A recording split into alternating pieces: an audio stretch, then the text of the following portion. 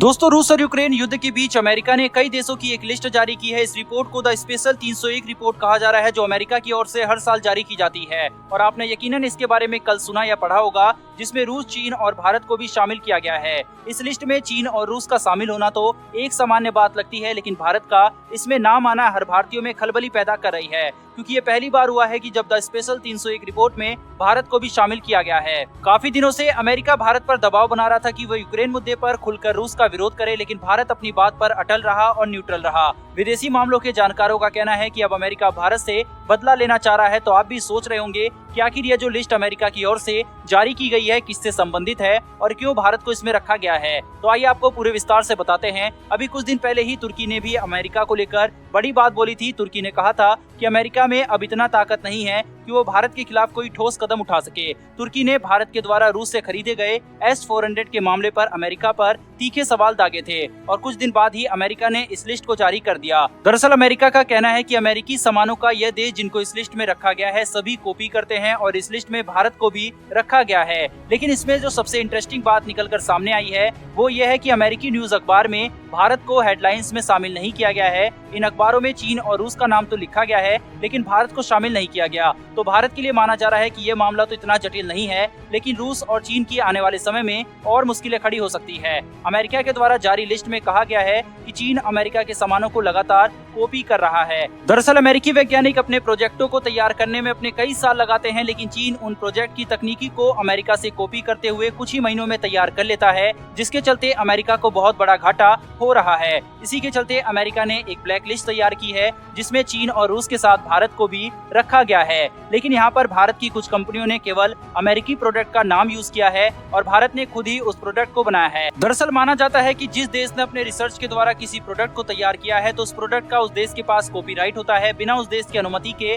कोई भी देश उस प्रोडक्ट को निर्माण नहीं कर सकता। वहीं इस रिपोर्ट में बताया गया है कि अमेरिका के हर एक प्रोडक्ट का चीन में कॉपी हो रहा है। अमेरिका के द्वारा चीन में इस कॉपी को रोकना संभव नहीं है, क्योंकि अगर अमेरिका चीनी सरकार से इसका विरोध दर्ज भी कराती है तो चीनी सरकार के द्वारा इस पर कोई एक्शन नहीं लिया जाएगा। अमेरिका की ओर से ये जो ब्लैकलिस्ट जारी की गई है ये प्रॉपर्टी राइट ब्लैकलिस्ट है। इसके तहत अमेरिका को हर साल 800 से 900 बिलियन डॉलर का घाटा लगता है। माना जा रहा है कि अब आगे आने वाले समय में अमेरिका की ओर से रशिया, चाइना पर और भी कई तरीके के प्रतिबंध लगाए जा सकते हैं। वहीं भारत को इसमें शामिल करना बस एक दिखावा था और दबाव बनाना था, लेकिन उधर अमेरिका और यूरोपीय संघ पर भी कई तरीके के प्रश्न चिन्ह खड़े हो रहे हैं, क्योंकि 40 से अधिक देश मिलकर भी रशिया को न तो यूक्रेन पर हमले करने से रोक पाए हैं और न ही उसकी अर्थव्यवस्था को कमजोर कर पाए हैं। 2014 में जब रूस ने क्रीमिया पर अपना कब्जा कर लिया तो उस वक्त भी नाटो संगठन ने वही सब किया जो आज वो कर रहा है, लेकिन इससे रूस पर कोई फर्क नहीं पड़ा था। अभी हाल ही में जब अमेरिका की ओर से रूस पर आर्थिक प्रतिबंध लगाए गए और अमेरिका की ओर से ये योजना बनाएगी कि जब रशिया के साथ व्यापार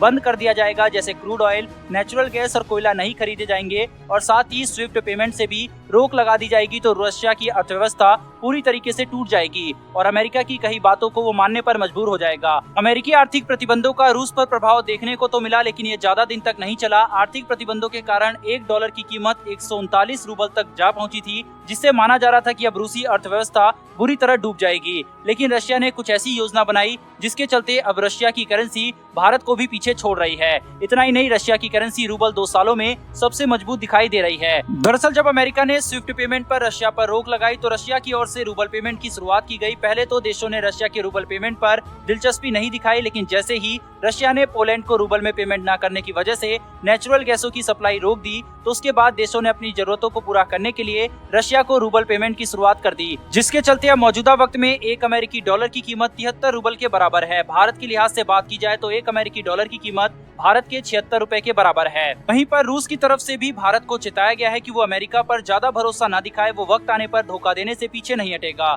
जैसा कि अभी भारत को भी ब्लैकलिस्ट में डाला गया है। हालांकि भारत दोनों तरफ संतुलन बनाकर चल रहा है, क्योंकि अभी अमेरिका भी इस स्थिति में नहीं है कि वो भारत से अपने रिश्ते खराब कर सके। फिलहाल दोस्तों इस वीडियो में इतना ही। अगर आपको ये वीडियो और इन्फॉर्मेशन पसंद आई हो तो वीडियो को लाइक करके चैनल को सब्सक्राइब कर बेल नोटिफिकेशन को ऑन कर ले, जिससे हमारी आने वाली डिफेंस और वर्ल्ड अफेयर्स से जुड़ी ऐसी वीडियो आप तक सबसे पहले पहुंच सके। फिर मिलेंगे ऐसी एक नई वीडियो के साथ। धन्यवाद। जय हिंद।